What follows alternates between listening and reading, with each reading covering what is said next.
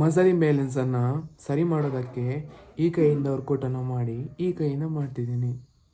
It's just joke. Muscle imbalance ಅನ್ನೋದೇನಿದೆ ಸಾಮಾನ್ಯವಾಗಿ ಎಲ್ಲ ಒಬ್ಬ ಜಿಮ್ ಗೋಯರ್ಸಲ್ಲೂ ಇದ್ದಿರುತ್ತೆ ಅಥವಾ ನಾರ್ಮಲ್ ಪರ್ಸನಲ್ಲೂ ಇದ್ದಿರುತ್ತೆ.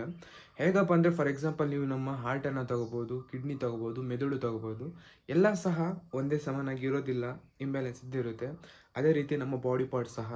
ನನ್ನೊಂದು ಬೈಸೆಪ್ಸನ್ನು ನೋಡ್ಬೋದು ನೀವು. ಈ ಬೈಸೆಪ್ಸ್ ಮತ್ತು ಈ ಬೈಸೆಪ್ಸ್ ಡಿಫ್ರೆನ್ಸ್ ಇದೆ. ಒಂದು ಸ್ವಲ್ಪ ಪೀಕ್ ಜಾಸ್ತಿ ಇದೆ, ಒಂದು ಸ್ವಲ್ಪ ಪೀಕ್ ಕಮ್ಮಿ ಇದೆ.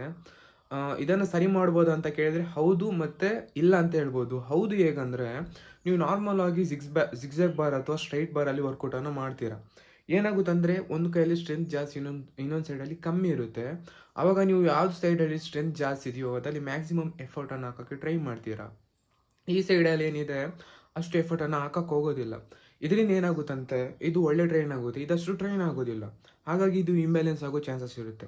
ಹಾಗಾಗಿ ನೀವೇನು ಮಾಡಬೇಕಂದ್ರೆ, ನೀವು ನಾರ್ಮಲ್ ಆಗಿ ಈಗ ಜಿಗ್ಜ್ಯಾಗ್ ಬಾರ್ ಅಥವಾ ಸ್ಟ್ರೈಟ್ ಬಾರಲ್ಲಿ ವರ್ಕೌಟ್ ಮಾಡ್ತಿರ್ತೀರಲ್ಲ, ನೆಕ್ಸ್ಟ್ ಟೈಮಿಂದ ಸಿಂಗಲ್ ಡಂಬಲ್ ಅಥವಾ ಸಿಂಗಲ್ ಕೇಬಲ್ ಇರುತ್ತೆ ನೋಡಿ, ಕೇಬಲಲ್ಲಿ ವರ್ಕೌಟನ್ನು ಸ್ಟಾರ್ಟ್ ಮಾಡಿ. ಅದನ್ನು ಹೇಗೆ ಮಾಡಿ ಅಂದರೆ, ಸ್ಟಾರ್ಟಿಂಗಲ್ಲಿ ಸ್ವಲ್ಪ ಟೈಮ್ ತನಕ ನೀವು ನಾರ್ಮಲ್ ಆಗಿ ಈ ಯಾವ ಸೈಡ್ ವೀಕ್ ಇದೆ ಆ ಸೈಡಿಂದ ವರ್ಕೌಟನ್ನು ಫೇಲ್ಯೂರ್ವರೆಗೆ ಟ್ರೈ ಮಾಡಿ. ಅಕಸ್ಮಾತ್ ಯಾವುದೇ ರೀತಿ ರಿಸಲ್ಟ್ ಬರ್ತಿಲ್ಲ ಅಂತ ಹೇಳಿದರೆ, ಆ ವರ್ಕೌಟನ್ನು ಫೇಲ್ಯೂರ್ ತನಕ ಮಾಡಿದ ಮೇಲೆ 10 ಸೆಕೆಂಡ್ ರೆಸ್ಟ್ ಮಾಡಿ ಪುನಃ ಫೇಲ್ಯೂರ್ ತನಕ ಟ್ರೈ ಮಾಡಿ. ಹೀಗೆ ಮಾಡೋದ್ರಿಂದ ನಿಮ್ಮ ಇಂಬ್ಯಾಲೆನ್ಸ್ ಏನಿದೆ ಸಾಲ್ವ್ ಆಗೋ ಸಾಧ್ಯತೆ ಇದೆ. ಕೆಲವೊಂದು ಕಾರಣಗಳಿಂದ ಒಬ್ಬೊಬ್ಬರದ್ದು ಮಸಲ್ ಇಂಬ್ಯಾಲೆನ್ಸ್ ಸರಿ ಆಗದೆ ಇರ್ಬೋದು. ಅವರಲ್ಲಿ ಯಾವುದೇ ಕಾರಣಕ್ಕೂ ಟೆನ್ಷನ್ ಮಾಡ್ಕೊಳ್ಳೋದು ಬೇಡ, ಟೆನ್ಷನ್ ಮಾಡಬೇಕಂತಿಲ್ಲ. ಯಾಕಂದರೆ ನಾನು ಸಹ ತುಂಬ ಸಮಯದಿಂದ ವರ್ಕೌಟನ್ನು ಮಾಡ್ತಿದ್ದೇನೆ, ನನ್ನ ಇಂಬ್ಯಾಲೆನ್ಸ್ ಸಹ ಇದೆ. ಆ್ಯಂಡ್ ಇದು ನಾರ್ಮಲ್ ಅಂತ ಹೇಳ್ಬೋದು.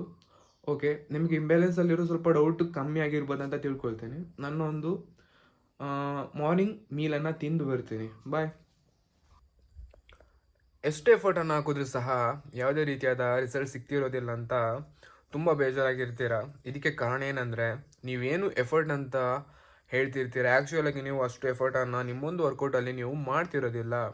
ಸಾಮಾನ್ಯವಾಗಿ ಏನು ಮಾಡ್ತಾರೆ ಅಂದರೆ, ಜಿಮ್ಮಿಗೆ ಹೋಗೋರು ರೆಪ್ಯುಟೇಷನನ್ನು ಕೌಂಟ್ ಮಾಡಿ ವರ್ಕೌಟನ್ನು ಮಾಡ್ತಾರೆ. ಇದು ಬಿಗಿನರ್ಸ್ಗೆ ವರ್ಕ್ ಆಗ್ಬೋದು.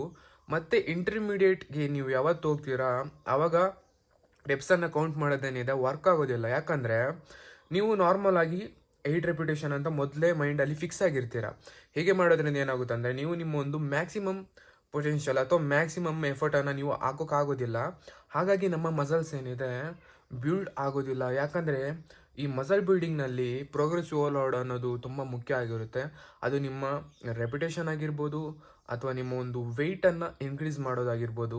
ಈ ಎರಡರಲ್ಲೂ ಸಹ ನೀವು ಫೇಲ್ಯೂರ್ ಆಗಿಬಿಟ್ರೆ ನಿಮ್ಮ ಮಸಲ್ ಬಿಲ್ಡಿಂಗ್ ಏನಿದೆ ಖಂಡಿತವಾಗ್ಲೂ ಆಗೋದಿಲ್ಲ. ನಿಮಗೆ ಸಾಧಾರಣವಾಗಿ ಗೊತ್ತಿರ್ಬೋದು, ಎಲ್ಲರೂ ಹೇಳ್ತಾರೆ 80% ಡಯಟ್ 20% ವರ್ಕೌಟ್ ಅಂತ. ಸಾಮಾನ್ಯವಾಗಿ ಅದು ನಿಜ ಅಂತಲೇ ಹೇಳ್ಬೋದು. ಆದರೆ ನೀವು ಡಯಟನ್ನು ಸರಿ ಮಾಡಿಬಿಟ್ಟು ವರ್ಕೌಟಲ್ಲಿ ಯಾವುದೇ ರೀತಿಯಾದ ಎಫರ್ಟನ್ನು ಹಾಕಿಲ್ಲ ಅಂದರೆ ಖಂಡಿತವಾಗ್ಲೂ ನಿಮಗೆ ರಿಸಲ್ಟ್ ಸಿಗೋದಿಲ್ಲ. ಮತ್ತು ಇವತ್ತು ನಾನು ಕೆಲಸಕ್ಕೆ ಹೋಗಿಲ್ಲ. ಯಾಕಂದರೆ ನನ್ನ ಫ್ರೆಂಡ್ನ ಮನೆಯಲ್ಲಿ ಇವತ್ತು ದೈವಾರಾಧನೆ ಅಂದರೆ ಪೂಜೆ ಇದೆ. ಅಲ್ಲಿಗೆ ಹೋಗಿ ಸ್ವಲ್ಪ ಅಲ್ಲಿ ವೀಡಿಯೋ ಮಾಡಿ ಕೇಳಿದ್ದಾರೆ ಅವ್ರದ್ದು, ಅಂದರೆ ಪೂಜೆದೆಲ್ಲ. ಅಲ್ಲಿಗೆ ಹೋಗಿ ನನ್ನ ಒಂದು ಕೆಲಸವನ್ನು ಮುಗಿಸ್ಬಿಟ್ಟು ಮಧ್ಯಾಹ್ನ ನಾನು ನನ್ನ ಒಂದು ಮೀಲನ್ನು ತಿನ್ನೋಕ್ಕೆ ಬರಬೇಕಾಗುತ್ತೆ. ಯಾಕಂದರೆ ನನ್ನ ಕ್ಯಾಲೋರಿಯನ್ನು ನಾನು ಕಂಪ್ಲೀಟ್ ಮಾಡಬೇಕು. ನಂತರ ನಮ್ಮ ನಾರ್ಮಲಾಗಿ ನಾವು ಯಾವುದು ಪ್ರೀ ವರ್ಕೌಟ್ ಮೀಲನ್ನು ತಿಂತಿದ್ದೇವೆ ಅದನ್ನು ತಿಂದುಬಿಟ್ಟು ಜಿಮ್ಮಿಗೆ ಹೋಗೋಣ. ಅದಕ್ಕೂ ಮಧ್ಯೆ ಯಾವುದಾದ್ರು ವೀಡಿಯೋ ಮಾಡಬೇಕಂತ ಅನಿಸಿದ್ರೆ ಮಾಡ್ತೀನಿ. ಇವಾಗ ನಾನು ಮಾರ್ನಿಂಗ್ ಮೀಲಿಗೆ ನಾನು 100 ಗ್ರಾಮ್ ಚಿಕನ್ ಬ್ರೆಸ್ಟ್ ಮತ್ತು ಶೇವಿಗೆ ಉಪ್ಪಿಟ್ಟನ್ನು ತಿಂತಿದ್ದೀನಿ. ಓಕೆ, ಮತ್ತೆ ಸಿಗೋಣ.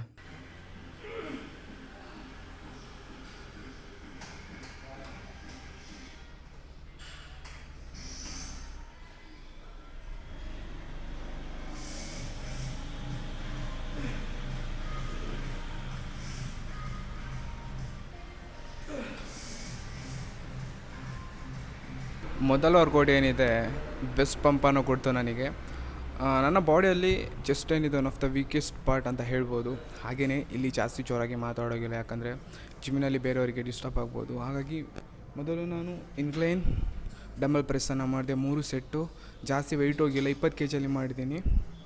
ನೆಕ್ಸ್ಟ್ ವರ್ಕೌಟ್ ಬಂದುಬಿಟ್ಟು ಫ್ಲ್ಯಾಟ್ ಬೆಂಚ್ ಡಂಬಲ್ ಪ್ರೆಸ್. ನೋಡೋಣ ಹೇಗೆ ಹೋಗುತ್ತಂತ.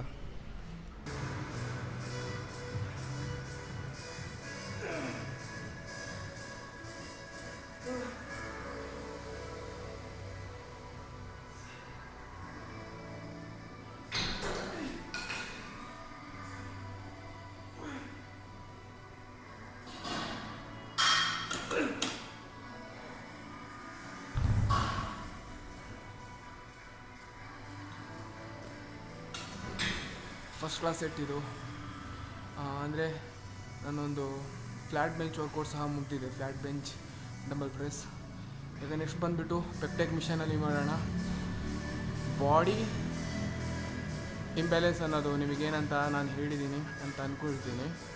ಅದನ್ನು ಸರಿಯಾಗಿ ಫಾಲೋ ಮಾಡಿ, ಒಳ್ಳೆ ರಿಸಲ್ಟ್ ಸಿಗುತ್ತೆ. ಚೆಸ್ಟ್ ಪಂಪ್ ಲೈಟಿಂಗ್ ಅಷ್ಟು ಚೆನ್ನಾಗಿಲ್ಲ ಇದೆ ಆ್ಯಕ್ಚುಲಿ. ಎಷ್ಟು ಹೇಳ್ತಾರೆ ತೋರಿಸಿ.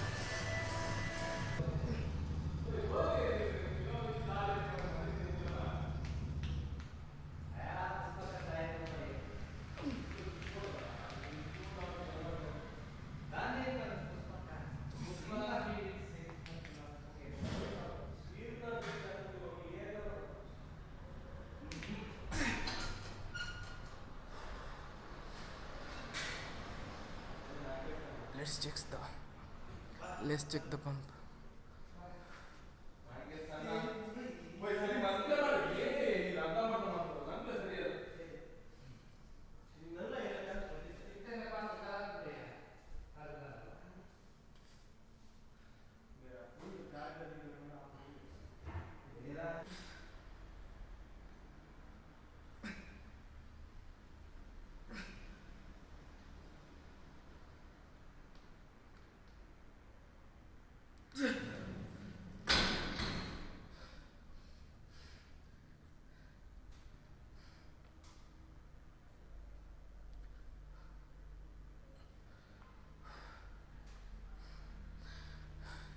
ಇವತ್ತಿನ ಚೆಸ್ಟ್ ವರ್ಕೌಟ್ ಏನಿದೆ, ದಿ ಬೆಸ್ಟ್ ವರ್ಕೌಟ್ ನನ್ನ ಒಂದು ಇದುವರೆ ಮಾಡಿದ ಚೆಸ್ಟ್ ವರ್ಕೌಟ್ನಲ್ಲಿ ಅಂತ ಹೇಳ್ಬೋದು. ಯಾಕಂದರೆ ಇನ್ಸೇನ್ ಪಂಪ್ ನೋಡ್ಬೋದು ನೀವು. ಜಸ್ಟ್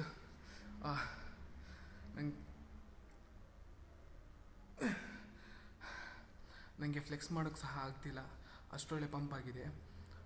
ಸದ್ಯಕ್ಕೆ ಇವತ್ತಿನ ವಿಡಿಯೋದಲ್ಲಿ ಅಷ್ಟೇ, ಮತ್ತೆ ನಾಳೆ ಸಿಗೋಣ. ಹೋಗೋಕ್ಕಿಂತ ಮುಂಚೆ ಒಂದು ಮಾತು, ನಮ್ಮೊಂದು ರಿಸಲ್ಟ್ ಏನಿದೆ ಖಂಡಿತವಾಗ್ಲೂ ಬಂದೇ ಬರುತ್ತೆ. ನಾವು ಅದಕ್ಕೆ ಸರಿಯಾದ ಸಮಯ ಹಾಗೆ ಹಾರ್ಡ್ ವರ್ಕನ್ನು ಮಾಡಬೇಕಾಗುತ್ತೆ. ಮತ್ತೆ ಸಿಗೋಣ.